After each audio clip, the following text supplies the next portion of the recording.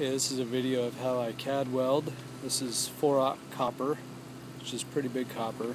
There's a mold here. There's an igniter. Video? The bad one?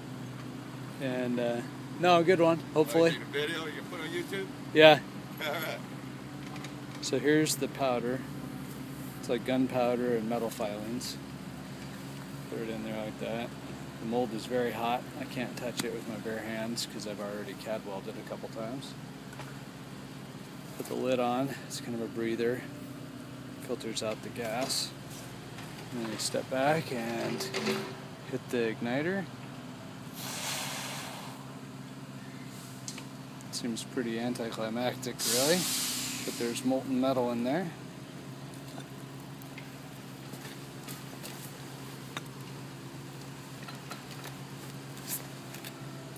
Let her sit for a few.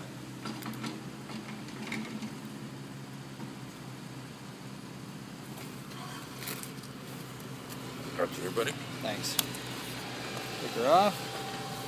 And that's what a good CAD weld looks like.